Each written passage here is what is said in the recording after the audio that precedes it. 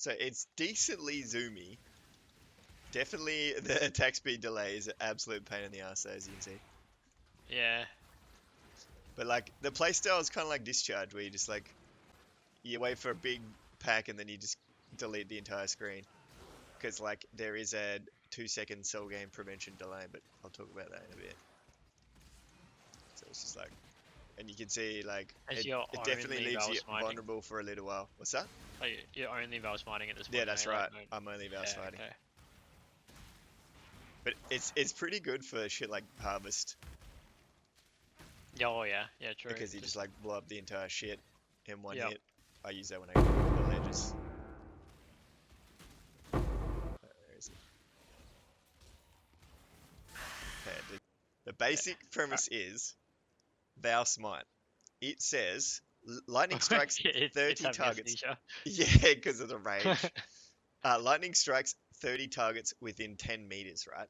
And you'll notice that if you read the wiki for the other Smite skills, it says that the damage doesn't overlap, it doesn't shotgun, but Vaal Smite does. So once again, we go worms, baby, and we have, you know, when you press Vaal summon skeletons once, we get about 30. I think it's exactly 30 when you have 3 skeletons spawn. Hang on, sorry. So to remind me of the skeleton setup. Yeah, so the skeleton setup. So we're going once again, Mother's Embrace, which makes your minions use your flasks. And so we press summon skeletons, which summons 3 minions, and then they are each using the worm flask. And so that's 3 times 5, and then the flasks themselves spawn 2 worms. So that's actually 30. So we have exactly 30 worms per skeleton cast. I assume using the Pantheon as well for the flask. Yeah, the classic. So we got the Pantheon 3 charges. Yeah, you know the drill now, Jake. So 3 charges. Yeah, you know the worm drill. So 3 charges when you haven't used a flask recently, which is always, because we're not using it. The minions are, and we got the classic replenishing remedies, which gives, you know, mana and life charge flask charges, which is a crap ton for hybrid flask. You know, it gives both, so really powerful. But yeah, the idea is that we're shotgunning 30 worms, and because we're stacking shit out of AoE because of our Hierophant mana stacking, then what actually happens is that a good majority of these Vaal Smites will overlap, and literally you can, if you line it up perfectly on bosses, that's a multiplier of 30. So you can see how it's definitely worth the opportunity cost of, you know, sacrificing our flask slots to get a whole bunch of extra shotgunning potential. But now here's that's the basic premise. But then it's like, how the hell do we actually, how do we choose to scale our Vaal Smite, and how do we take advantage of like and trying to get AoE at the same time? We're a mana stacker, and mana stacking seems to be pretty hot right now. Like a lot of people are taking advantage of the buffs to this shield here, which is Mana Storm. So this shield here got mega buffed. It basically got doubled in terms of power. So we went from 25% of sacrifice mana to 50%. And so this is an absolute huge amount of flat mana, but it comes with some mega downsides. So the mega downside is you have to sacrifice all of your mana when you cast a spell, right? And you'll notice that on my bar, the only spell I'm using in generic mapping is the summon skeletons, right? I actually also use Blood Rage. So here's a little tech and another little thing that I like to fix. So if I wanted to proc the shield without having to press summon skeletons, I can just press Blood Rage, which is an instant skill, right before I press Vaal Smite. And if you get into a habit of that, you'll never not have your shield procced, and it works perfectly. And you can see that my mana. Okay. Yeah, it's really cool. And so the Blood Rage is super important for both the attack speed and the frenzy on charge generation, and the fact that it is a very convenient instant skill to, you know, to clear with. Because obviously when you're clearing big packs, you don't need to put the worms down. The worms are only really for shotgunning bosses, you know, like it's not really needed to clear packs with like plenty of monsters, you know. So it's much more, it feels good when you just press Blood Rage first, and then you don't have to, you know, you don't have to go and then wait like, a couple seconds to do both skills. So it's super convenient. Blood Rage is very important in this build. But anyway, the point is that you'll notice that as soon as I proc the shield, I basically get full mana again as soon as I finish attacking with Vaal Smite, and that's because mana on kill. And this is actually like the worms. Not only are we shotgunning with Vaal Smite because of the worms, we are fixing the problem that the shield creates, and that is a source of quick mana recovery. And so we got mana on kill here, and over here. So there's 4% here, and then with that combined with the shield's mana and kill, you can imagine that, I'm just going to instantly go back to... And you'll notice that, like, if I press this, I'm not regenning mana at all. And that is because we are using Chainbreaker, and that is how we are getting an absolute crap ton of rage. And you'll notice I've got Berserk automated, and you can see that Berserk uptime is absolutely massive. Yeah, and it's basically the case that what happens is that, so the reason why we're going Chainbreaker and we're focusing on rage is just because we are using the Hate Forge gloves. And now, before you click away, these gloves here were 6 divs when I bought them, so they're actually very affordable this league. So I hope that is the case. But none of the gear I'm wearing right now is particularly expensive. It's all I would say under 10 each. Like nothing is ridiculously expensive. I actually don't think anything was over 5 for basically, except for these gloves. So I sniped this necklace pretty cheap. But yeah, the point is these gloves here are how we are casting Vaal Smite. Now that's all well and good that we can sustain the rage and then cast Vaal Smite, but how the hell do we get the soul gain prevention to a respectable 2 seconds? And you'll note that Vaal Smite has the duration tag, and it has the stipulation modifiers to skill effect duration also apply to this skill's soul gain prevention. Now, not most Vaal skills that have the duration tag also have this line here which says modifiers to skill effect duration apply to it. So that means that the GGG were basically trying to prevent people from abusing stacking the shit out of duration and then looping Vaal skills that way, but they kind of made the problem at the other end where people reduce the shit out of the duration and loop the skills with sources of rage generation or other sources of souls like the soul grip of Last and shit like that. So in this case, we are just simply using the less duration support, which does 61% less, and that is pretty good. That does the majority. So it starts with a base soul gain prevention of 6 seconds. You can see there, 6-second soul gain prevention. And then that is getting reduced by 61% by the gem. And then we have a little bit more from our tree here. So we picked up this one here. And you can, if you want it to be slightly more comfortable, pick up these nodes here as well. Yeah. So now we've got the Vaal Smite to a respectable 2 seconds. And yes, there are builds in this game that can effectively get your soul gain prevention to 0, but it takes massive investment. The Vaal Smite soul gain prevention of 2 seconds happens to line up pretty well with how long it takes for the Wormblast to recharge. So you wait a couple seconds and then the worm charges are kind of usable again, right?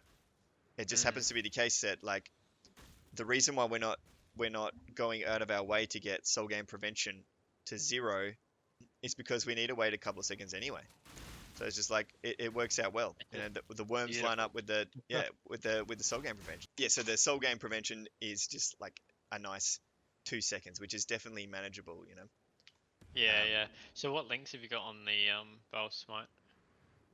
So the Vaal Smite is, I've also got volatility, which is pretty insane support for this one, because the shield gives so much maximum mana that volatility actually ends up, because the minimum is so low, the volatility is just insanely powerful support. It's kind of the case where we are pretty RNG reliant. Like our explosions will be very volatile. Like they will be either really high in damage or really low. Like they can be like if you look at the roll when I press a spell, it says like between 144 to 297 lightning damage. You can see it's pretty stupid. So it's like, yes, I actually POB'd it though, and you can get sources of lucky, but I actually worked it out. It's not a huge DPS increase, and it turned out better to go crit versus non-crit with lucky. So I've still opted to go the crit route.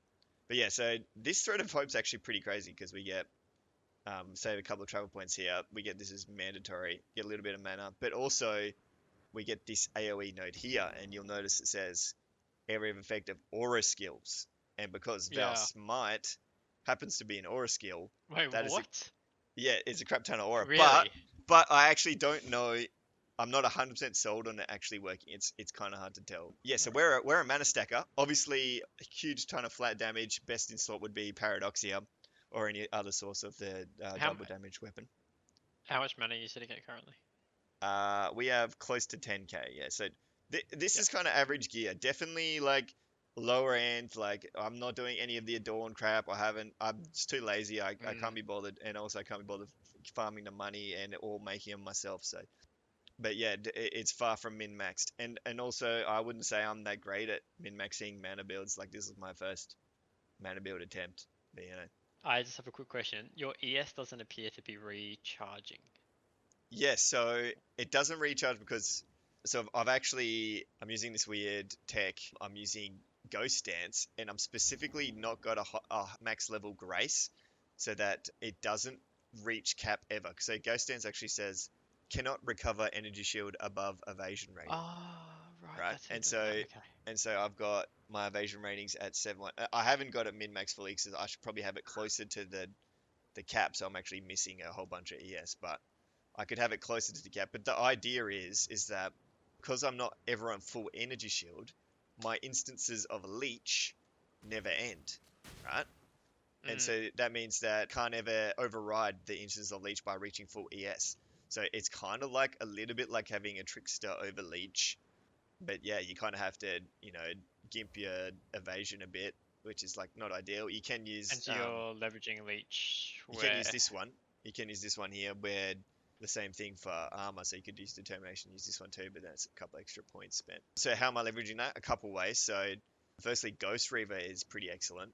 You just get a huge amount of recovery. So the whole idea, I wanted to try this out.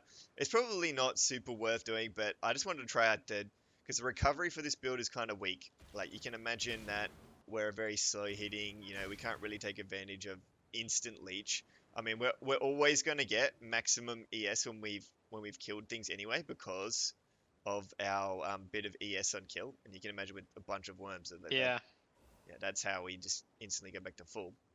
Another factor that we're taking advantage of is these passives here. So this one is attack speed while leeching, damage while leeching, and this one here, which is damage while leeching and a bit of mana leech and attack speed while leeching. So this is where actually I kind of just solve a lot of the leeching is not super important. It's kind of nice to have the mana leech when in the instances where you say you didn't summon enough worms to get full mana on kill. This is where the mana leech can be kind of handy, especially in like bossing situations. Yes. Yep. And the life leech is just like, so the ES leech is just good for recovery. But the other important things about these ones is just a crap ton of attack speed. And these are very efficient nodes. They give a crap ton of attack speed. So attack speed's not actually equating to damage at all. But if you don't have attack speed, it is the worst feeling attack speed skill in the game. Like it is. The skill itself says, where is it? Here we go. It has on the Vaal Smite, an attack speed of 50% of your base attack speed, which is trash.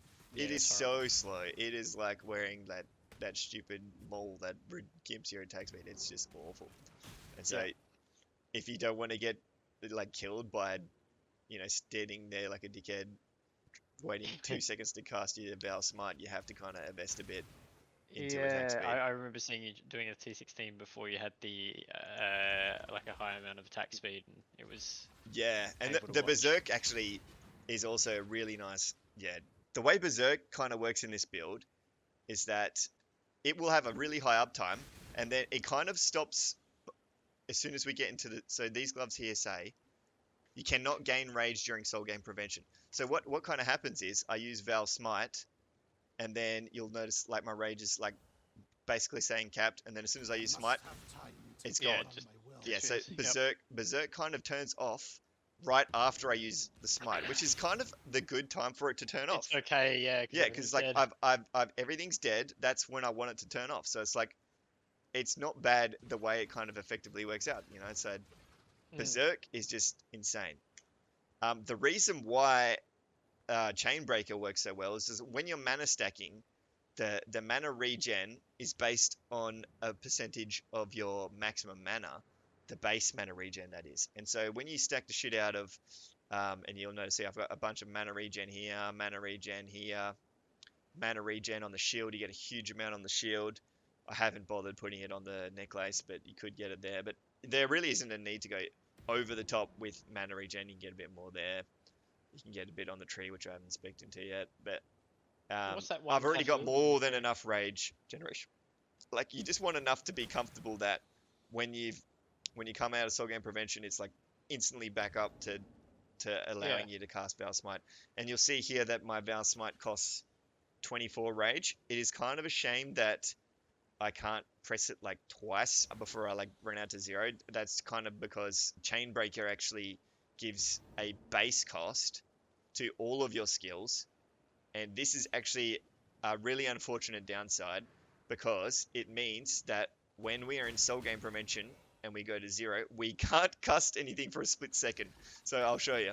So and then I'll get to 0 with Berserk on, and then you see how my skills can be used, and then they can be used again. So there's a split second there where they can't be used. So you just gotta be a little bit careful. But I actually, in a previous version of this build, I tried to make it work with the new helmet that gives you rage per 200 mana spent, and I kind of got that working. It was very gimmicky because I kind of had to trigger shit to spend the mana, and at the end of the day, Chainbreaker was just like effortless, didn't have to think, automated rage generation, right? And it was also comfortable enough to stack Berserk. So Chainbreaker is definitely the play, even though it does come with some unfortunate quality of life downsides where you can't cast shit for a couple of seconds. And less gimmicks, which Yeah, but the big reason for another big reason for not using that other helmet and using Chainbreaker is the fact that we can use the Grave mod here, which says 1+ mana per 2 intelligence, which is insane, absolutely bonkers. So this league here will probably be the only league we see this mod, and so I want to take advantage of it while I was in the game. And yeah, it's just like my int is pretty low. It's only 1,000. Like mana stackers, we use Adorn jewels and just focus better, much better jewelry. You know, the ones that give like double suffix strength and shit like that would definitely be the way. And like my amulet's only average. It gives it a decent amount of int, but it's only average. And definitely my gear is suboptimal, and then you could probably push much better int levels and much better mana levels with like an Adorn setup or something like that. So the point is that this is a non-min-max version. He's a lazy budget.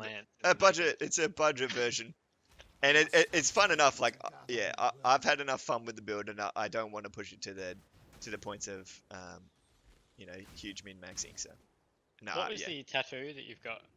Is there a reason you've got that, or is it just random? These ones? A little bit of stun avoidance. So another thing you have to solve. Okay. What's a challenge for this field here is solving a lot of annoying ailments and shit like that. Like stunning is really painful as low life. Is that just because of the second you're standing there swinging? Yes, partly too. Yeah. And also if you get stunned mid Vaal Smite animation, it doesn't go off and you have spent the rage.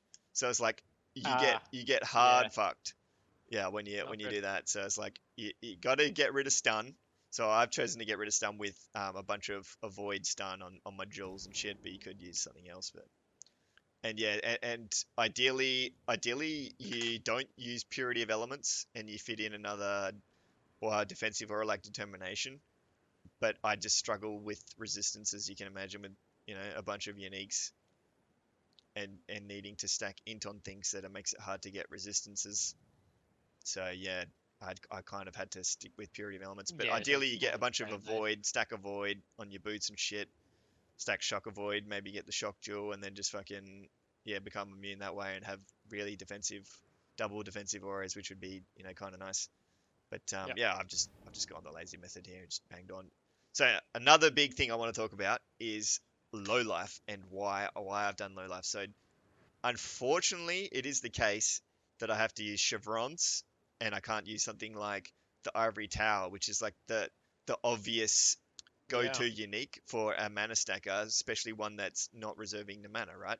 So the reason why I've opted for chevrons is because there's a very small vulnerable window when you press skeletons in which you have no mana, you see, and any chaos damage during this time, if in that small vulnerable window, will kill me like instantly. So I've had to Oh, go on because you chevrons. mind over mana, are you? No, no, no, no, no, no. So the ivory tower means that mana will protect you from chaos damage, but because I have Oh, that, I see. yeah, Sorry. because I have that small window of no mana, I can't rely on ivory tower. I can't rely on my mana to protect me from chaos, and so I have to use chevrons. But this begs into the question: why low life at all instead of say chaos inoculation, which is definitely a decent choice. And there's a couple reasons. The obvious one is that like it lets you do another aura, which is nice. But then there's a couple more too. So it allows us to run clarity, right? And the reason why we have to run clarity on our life is because if we reserve any other aura on our mana, it will disable the Eternal Blessing. So Eternal Blessing needs you to reserve nothing on your mana, right? So, and the reason why we really want to run Clarity is for the Watcher's Eye mod, which is busted 10% of your maximum mana. Sorry. What's Eternal Blessing? I've never seen that. So Eternal Blessing, when you have no mana reserved, it will let Yeah. you reserve an aura for free, right? Essentially is what it does, and it gives you a whole bunch of aura Ah, effect. So I'm getting Grace for free because I have no other auras on my mana, right? And I see. so if I went CI, it means I Mm. wouldn't be able to run Yeah. Clarity or another Yep. defensive one because I would have to You reserve a have no bit of life. mana, and then Yep. I'd have to reserve a bit of mana, and then I wouldn't be able to use this, really good blessing. So that's part of the reason. And then the Watcher's Eye mod's really nice, and it also just lets us run, Purity Elements too, which is super nice on our life. But the other reason is that Blood Rage costs life, and this means, and you can't change that. It costs life, and that means that you can't use it as CI. And we've established before that Blood Rage is super useful in this build because it's an instant skill that lets us proc Vaal Smite when we're just going around, and it also gives us a bunch of attack speed to make it feel nice, and it gives us frenzy charges on kill, and we can sustain frenzy charges this way because we summon worms. So Blood Rage is just too good to give up, and I know it sounds stupid to essentially go low life for Blood Rage, but it kind of is the case. But we're going Would the low life for trade-off, Blood Rage. have you considered the trade-off, and would the trade-off be worth dropping one Wormblast for a Corus Skating So the to free reason up why the test? that's a good guess, but unfortunately, because of the belt, the minions use your flask. You see, and Yes, so whenever I press skeletons, I but forgot but about I that like what you're basic thinking. But yeah, concept. Yeah, unfortunately we literally cannot use any flasks with yeah. any respectable uptime. So like, there's no way we can fit in a high uptime coruscating in this build either, unfortunately. So really is the case that we kind of have to use chevrons, which is kind of lame, Mm. you know. But it And is so what it what, is. you've got a +2 or a +2 Yeah. So duration. if we're going to use a unique chest, we might as well make the best out of it. And we got Mm. a +4 here, and the That's reason like why I've gone out of my way fucking to get a expensive +4. chevrons right there. It was not that expensive. It was only like 6 divs because it's kind of in Yeah. niche gem levels. But the reason why I've gone out of my way to get a +4 is because Vaal Smite gets a base radius breakpoint at level 25. So we go from base radius 2.2 to 2.3. So it's just like Yeah. a Okay. tiny, and you can imagine that we want to make sure we get as much AoE as we can to Yeah. ensure Overlap. overlaps. Yeah. Having said that, I've actually just recently unspec'd out of having a increased AoE gem because I think I've determined that I had more than I needed, and so I've gone back into putting damage here. But my gems are Yep. actually not min-maxed at all, so I haven't even got this to level 5 yet, so I haven't even got exposure. But this gem here will give me exposure, and I haven't bought a awakened elemental damage attacks either, so a lot more min-maxing to go with this character yet. It's still pretty respectable damage. Yep. What's on your W? So this is actually, I was testing this out, and it's not really that necessary. I would probably recommend dropping it, but I put an Arcanist brand with summon skeletons for the purpose of for bossing, I wanted it to put the skeletons perfectly on the boss, and Arcanist brand perfectly casts it exactly where their boss is, ensuring that the worms are in his exact circle around the boss, as much as close to the boss as it possibly can be.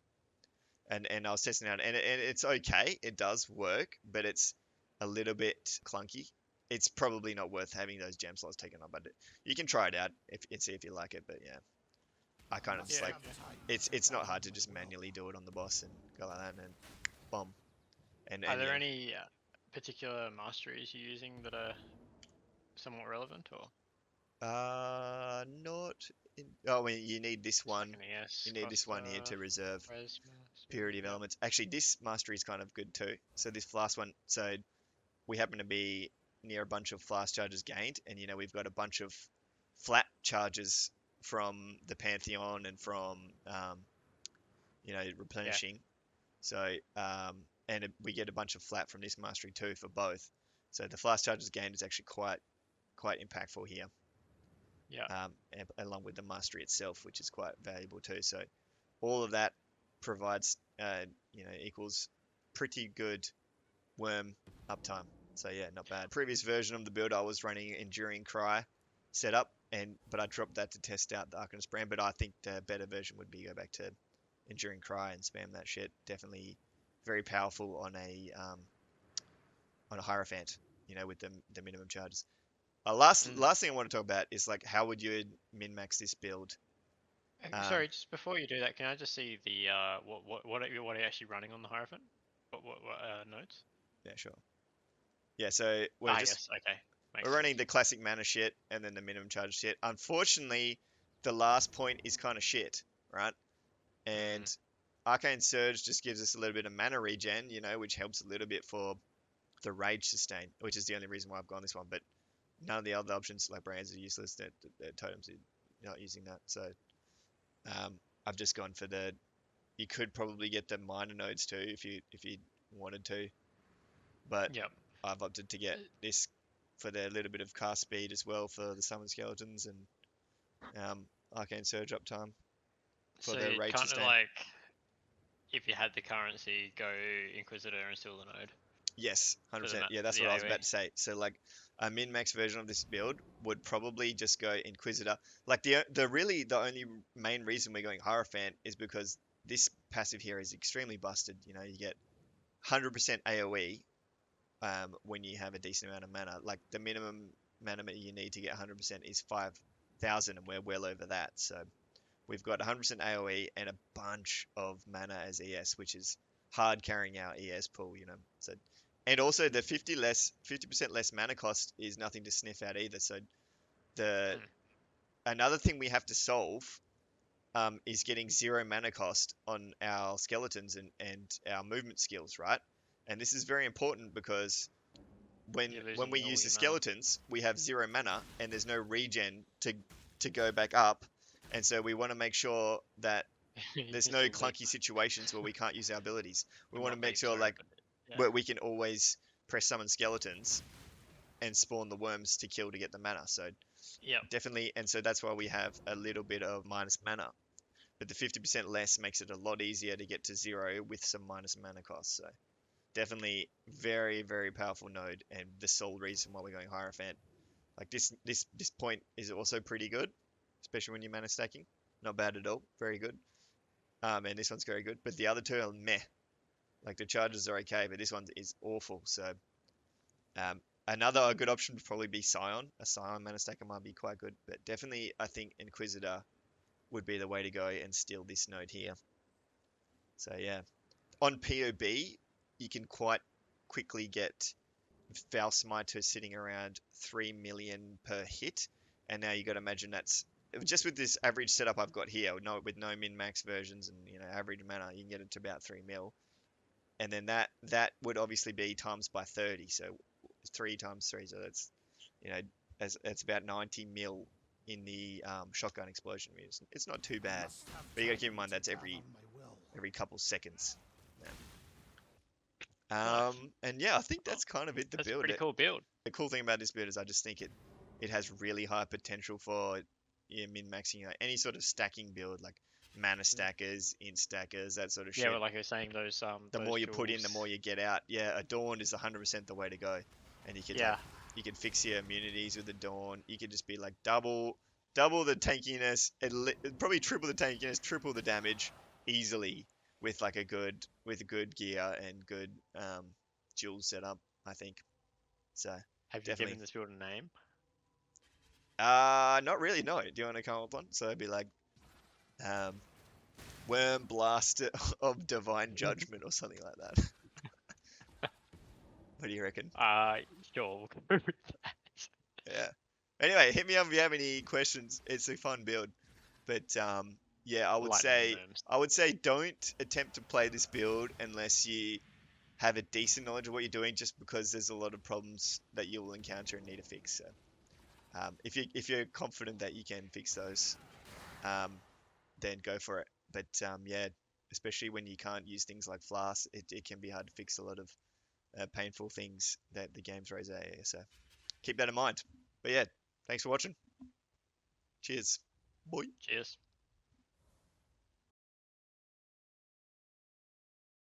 Did you want to just give a little bonus tidbit of information about the stun situation with worms? Yeah, sure. In the researching of this build here, I was trying to think of just ways to abuse worms, and I tried to test Bone Shatter, because Bone Shatter itself does a shotgunning AoE as well, and if you stack the shit out of extra strikes, it'll AoE shotgun. But what I noticed with Bone Shatter is that when you summon the worms, whilst they are in the air, they are seemingly immune to crowd control.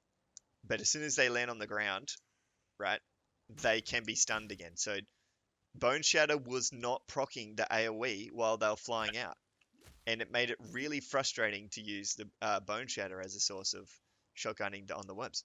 And I also tested well this. Well done, GGG. Well done. Yeah, I also tested this with like I wanted to see if I could stop the worms from flinging out by freezing them instantly and the only way to freeze without hitting is with freeze proliferation from your own body using Fulcrum, right? And so I tested that out, and also the same thing was happening. The worms were not being frozen until they hit the ground. And so you can see that they've put in some weird stipulation onto the worms where they are uncrowd controllable whilst they are in the air. So that's a little fun factoid for you.